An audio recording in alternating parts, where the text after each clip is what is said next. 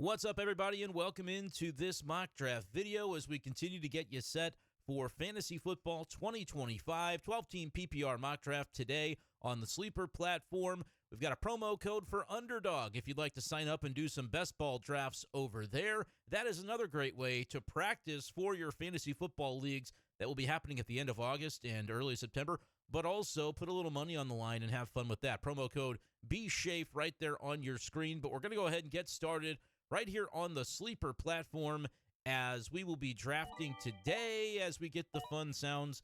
A 12-team PPR mock draft, 3 wide receivers, 2 running backs, a tight end, and a flex, and I think we're going with 5 bench spots for this league. Quick 30-second clock, so we're going to try to keep things moving here as we're drafting from the middle of the round at the 1.7, 3 running backs and 3 wide receivers off the board before us. Amon-Ra St. Brown, Puka Nacua, Malik Neighbors, the top 3 on ADP as of our turn here, and they're all wide receivers. My favorite of the group is the one that's lowest in ADP. That's Malik Neighbors. I'm very excited about him this season, so I don't hesitate really in PPR to grab him anytime in the middle of the round, but you can't go wrong with Amon-Ra or Puka Nacua either, and that's going to flip us here into the middle of round 2. We see running backs like Achane and McCaffrey going at the beginning of round 2 in this draft that we really like, but we were not going to have access to them this late in the round. It's kind of an interesting spot to be in because I've got some late round 2, early round 3 running backs that I like, but do you really want to reach on some of those? Typically, you hate to reach too far on ADP, but also you got to get your guys and get your team. Here, though, Bucky Irving seems like a reasonable pick. This is a year, as I delve in here early in August, we've got a long way to go before the beginning of the NFL season, and therefore that's when the redraft leagues mostly ramp up toward the end of this month. And Chase Brown was the guy I was hoping might get back to me in the third, but we did grab Bucky Irving, and I was just getting ready to say this is a year where I'm probably considering anchoring that roster with at least one really strong running back because I kind of like the wide receiver values, especially in a PPR format, in the mid-round. So because we got Bucky Irving, we're not sweating that Chase Brown went. In fact, we're going to try out a little bit of a different strategy and get on the tail end, or really right in the middle, of an elite QB run, potentially, with Jayden Daniels going here in the round number 3. I consider Allen, Jackson, Daniels, and really Jalen Hurts counts in that elite quarterback grouping of guys that can give you upside rushing and throwing the football.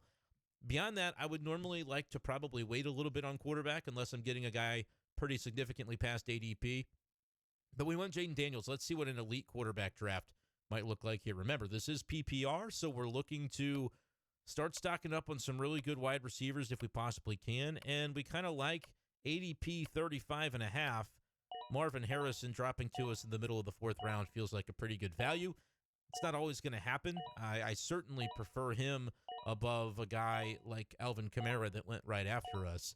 Because, again, I think after you get to about Breece Hall and maybe Omarion Hampton, Ken Walker's not so bad, and I'm pretty agnostic on James Cook. But after that point, man, I feel like the running backs really fall off. We were talking about older players like Kamara, Mixon, who's currently injured, or David Montgomery even, who's the backup on his own team. It's just not the same as the running backs you can access prior. James Conner, another example of this, is the top of our list right now on ADP. Zay Flowers is there as a good pick at wide receiver. I also like some of the other guys in this round, like Jamison Williams, Teteroa McMillan. If you're interested in Travis Hunter, he's somebody that people are certainly drafting in this tier. He goes just ahead of us in the 6th round. But again, there's some really good wide receiver values, so you can see why maybe this could be a good year to go elite quarterback and at least having one anchor running back, because I love our wide receiver room. We did draft one in the 1st round, but we waited till the 4th round to get our wide receiver 2 and then the 5th round for wide receiver 3 and still ended up with some names we really like. And, of course, we do have a flex position yet to fill. McMillan could be a really interesting option here. I like Jalen Waddle, and normally I'm probably drafting Waddle over McMillan. However, in this build where I can potentially have the wide receiver 1 for a team in the Carolina Panthers that has an up-and-coming quarterback, Bryce Young. I'm not out on Bryce Young. I think he showed us some good things down the stretch last year. I could put that guy in my flex position. I just feel like there's a ceiling that I'm unlocking by going that direction. I really like Jalen Waddle. He goes a few picks later. Same thing with Chris Olave. Waddle, though, is the number 2 on his own team, and we are hoping to see a breakout. We're drafting McMillan in the 6th when, by next year maybe he's a 1st or 2nd round pick. That would be the hope. I will continue to probably stack some upside wide receivers here and draft a guy like Rome Odunze, who feels like very akin to Jalen Waddle in that he's the number 2 wide receiver on his team, but has a real good skill set. And I'm just starting to stack up my bench. Again, I love to draft these wide receiver heavy rounds in the mid rounds, and you can see rounds 4 through 7, I've gone wide receiver every single time. That allows us to probably slow down a little bit on the position here. We're still looking at needing another starting running back, but I just don't think we have really missed a lot of values at that position. Tyrone Tracy is a name I like, and Caleb Johnson maybe for some upside, but otherwise we're not really too upset about missing out at that spot. Mark Andrews, we're going to go ahead and click him here.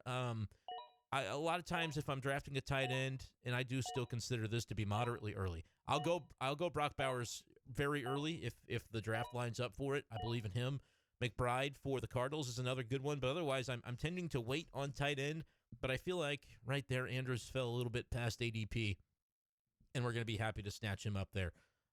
Some other good tight ends still on the board like Tyler Warren and Colston Loveland if you go the rookie direction on that, but we are not needing to do that.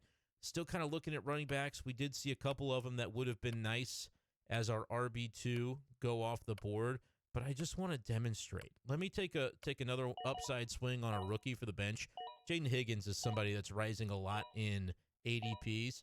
I usually am looking in this format, 12-team PPR. I want 6 wide receivers because I feel as though, I know last year was a standout, an outlier in the other direction, but I feel as though that position typically stays healthier than the running back position, and therefore the running backs that people are drafting up at the top, or especially in those mid-rounds, guys with some aging concerns to them, potential injury concerns, you're more liable to land the backups on waivers or late in a draft, as we're going to attempt to do here. I'm not a huge Ramondre Stevenson guy, but it is time to go ahead and fill that RB2 slot.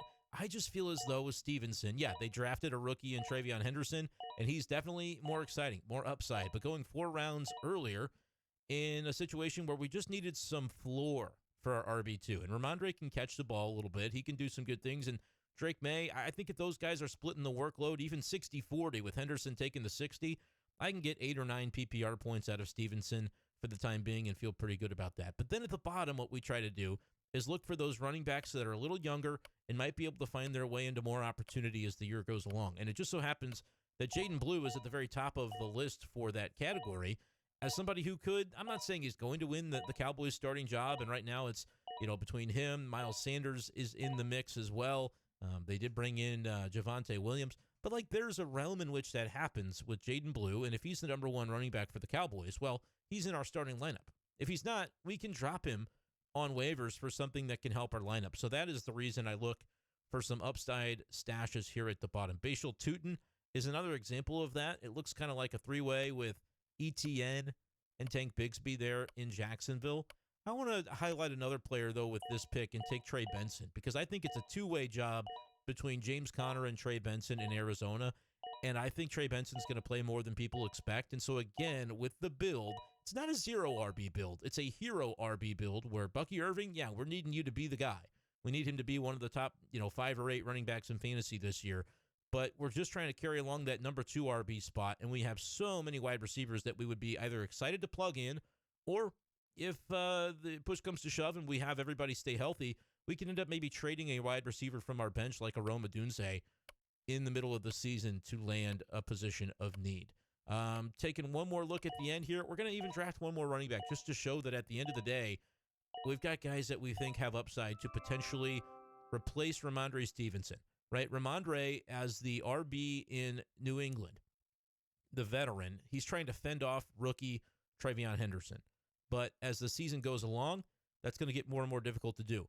But we can see a realm in which Stevenson starts in our lineup week 1 as our RB2 behind Bucky Irving.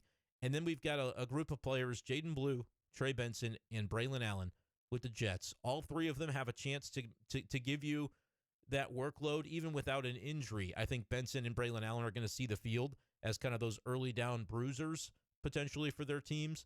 And then you never know. What happens if an aging James Conner should get hurt? What happens if a Breece Hall injury should occur?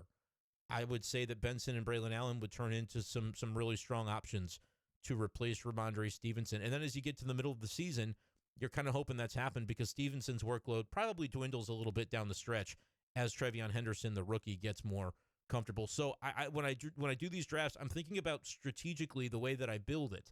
I ended up with a really top quarterback. I feel very good about him and Jayden Daniels. I love the wide receiving core of Neighbors, Harrison, Flowers, Tet McMillan as my wide receiver 4, and then Adunze Higgins are upside off my bench and potentially trade fodder. But if Marvin Harrison or Zay Flowers gets hurt, I feel pretty good about in a PPR format the names I'll slide in there. And we took Mark Andrews because it felt like he was, just a reasonable pick at ADP and at where he ended up going in that draft. So that's the way that we kind of see this one break down. I hope you guys have enjoyed this video. Make sure to subscribe to the channel and stick around for more, as we'll be really doing a lot of these types of strategy videos. Let me know, what's your league format, what league size, what settings would you like to see me do the next mock draft as we continue to work our way into the month of August. Thank you guys so much for listening. Click that underdog link below if you'd like to join the platform, and we'll talk to you next time on the Brenden Schaeffer Fantasy Football channel. Peace.